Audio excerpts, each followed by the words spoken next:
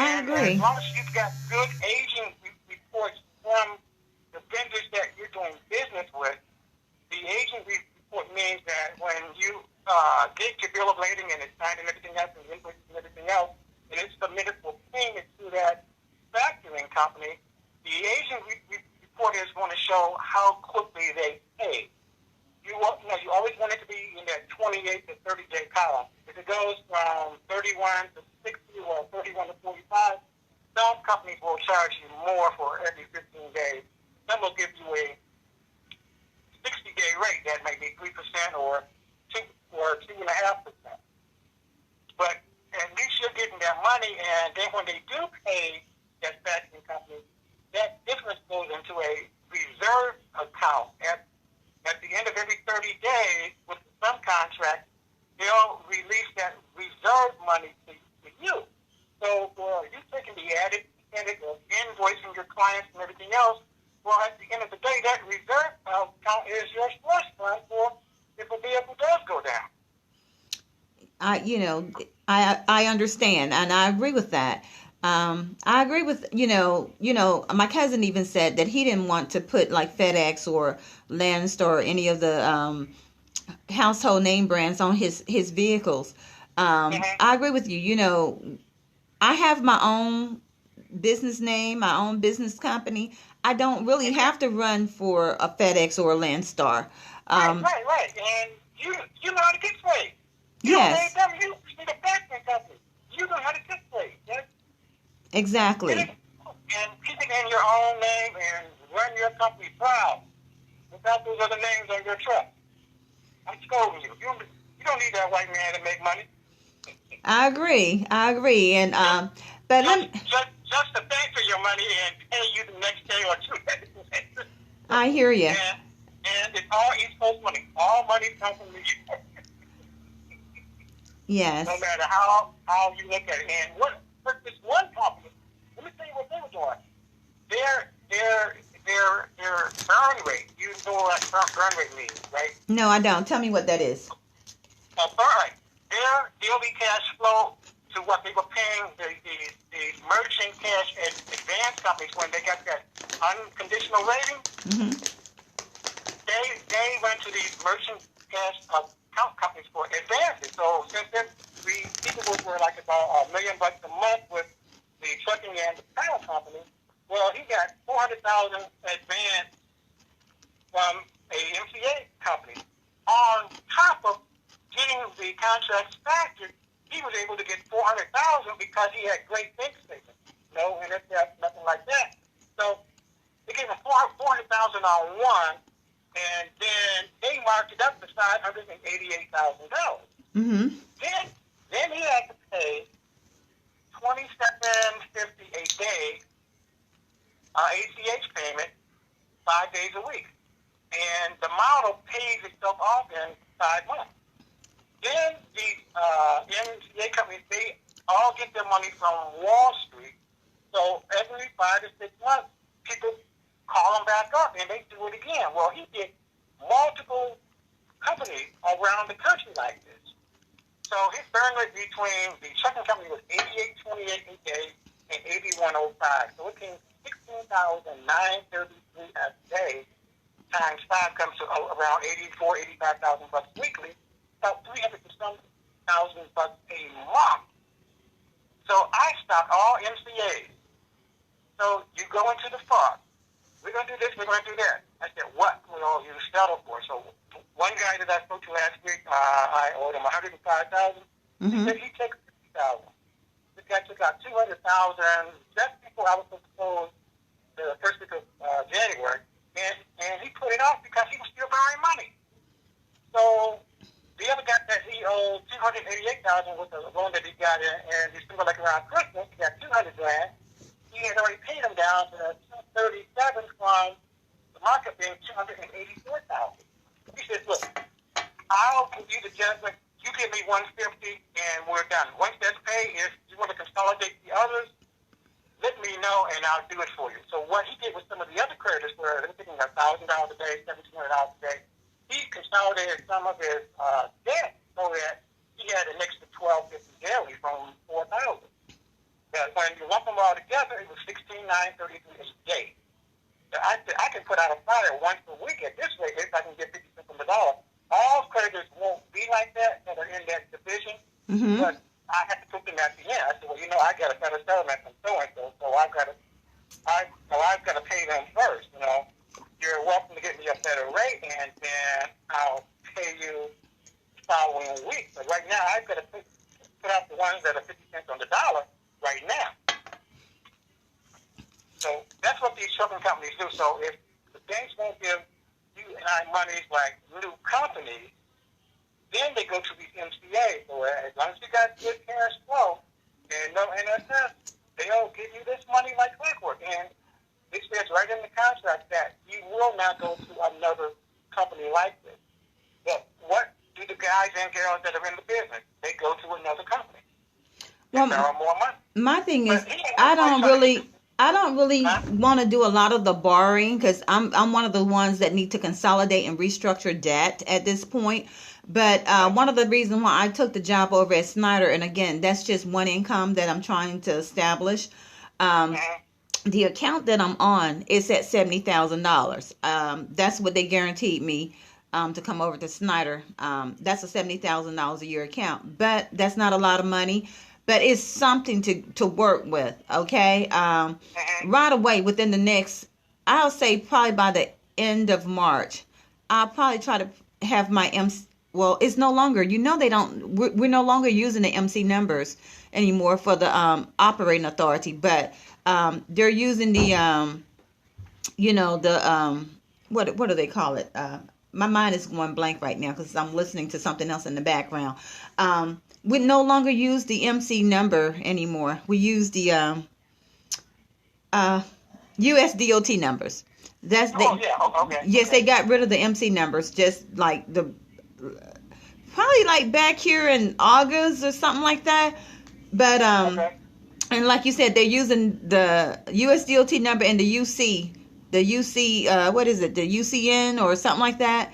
But the UCN is the UC what now? What the UCC numbers? UCC, that's it. Those are the two that's important right now. But it's not going to take a lot, like you said, by me having had experience, setting up a business before. It's not going to take me long to reestablish myself.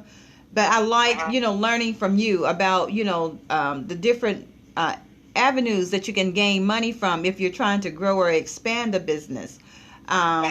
I think that's one of the ways I'm going to be able to restructure my personal debt. That's my ace up my sleeve right there, because I know if I can get 5 trucks and put it on with, say, Landstar, that's over, a couple $1 million I might can make.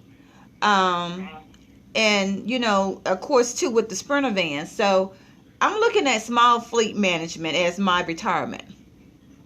Okay. Small fleet management. Okay. That's what I'm looking at. Small fleet management, the Sprinter vans, and of course the semi-tractors.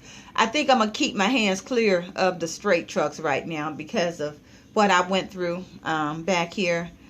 I just think the Sprinter van is kind of like a gamble, but the semi-tractors is guaranteed money. You know what? But I think the Sprinter, the Sprinter vans are good once you find the right niche and the right or the correct client that's going to push you first or third.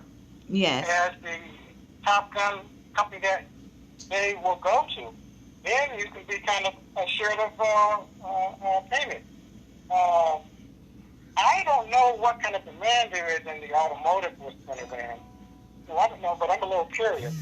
But I've got some folks that were pretty high up with Ford, with logistics and everything else right now that have retired that I'm going to reach out to give me some insight. And then there's still some folks there that are with Ford also that I've got different folks that I can make contact with them. But right now with this division, I have been so swamped with that, I haven't even been focusing on dry van freight because of the strategic locations that I made, like around the country. I've been trying to find existing books of business that I can purchase that already have a good track record.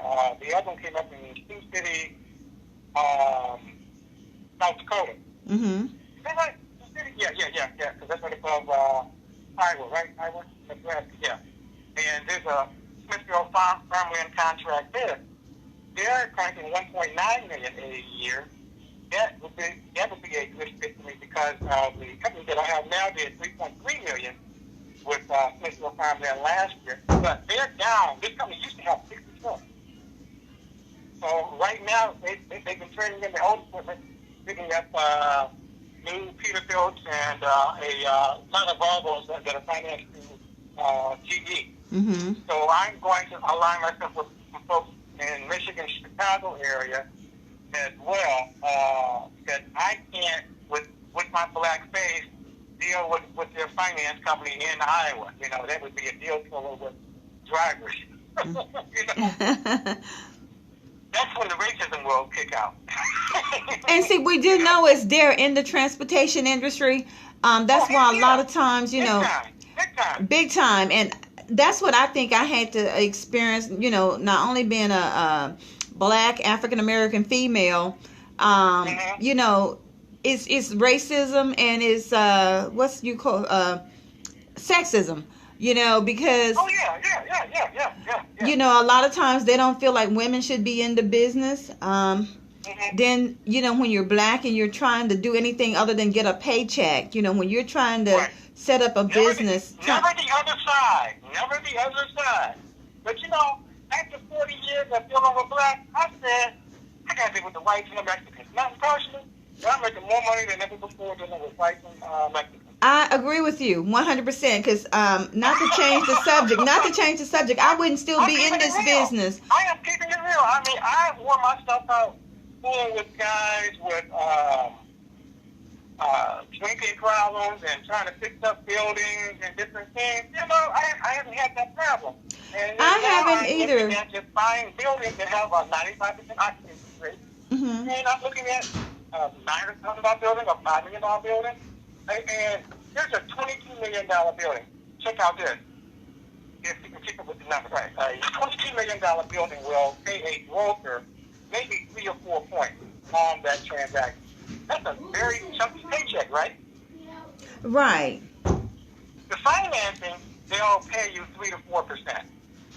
Now, whether you're white or black, they have an FHA program that you can put down 8%. Well, if you put down 8% on a $22 million fixed price, that's $1,760,000.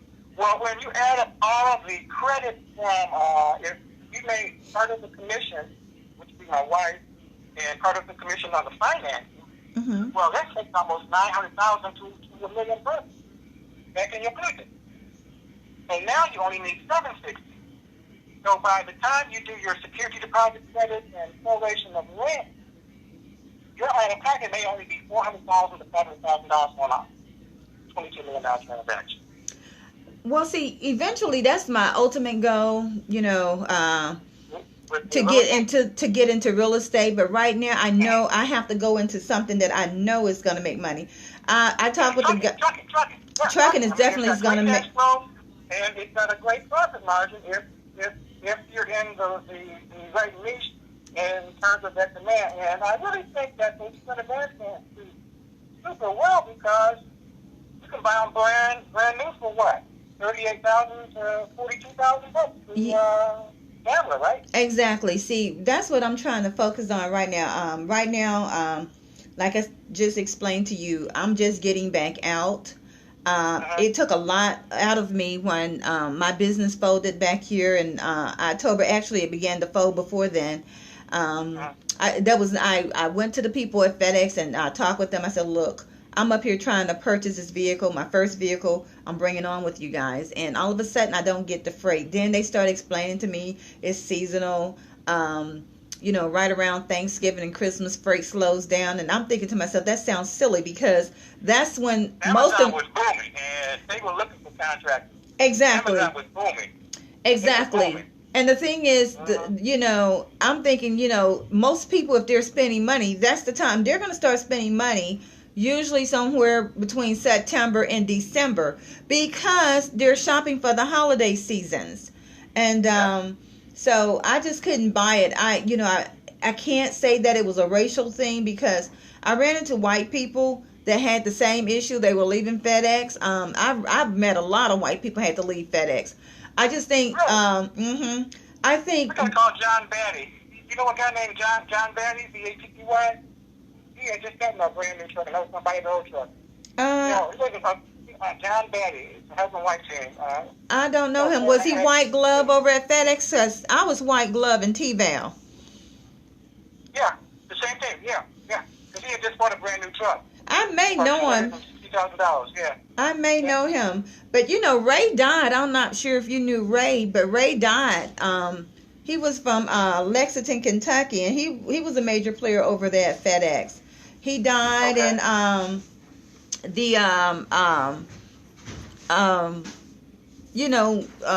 Harry Leader and what's the name? They all are also major players over there at FedEx. They was in the trucking, not only FedEx, but I'm trying to think of the other. You know how we got Snyder? There's another trucking company that Harry and his wife, I'm trying to think of her name right now. They was a business partner in I'm trying to think of the trucking company name right now. Dang, I can't think of the name, but it's a major trucking company, like like a Warner or like a Celadon. But Harry now had partnership in another trucking company. The guy actually that I was buying that Western Star from, he had about 5 different business enterprises that he was involved in. Not only FedEx, but FedEx. Walter, let me call you back probably within the next hour. That's good. Okay. All right, thank you. Bye. It's a donut and everything. Okay. Okay, bye. Bye. Good morning.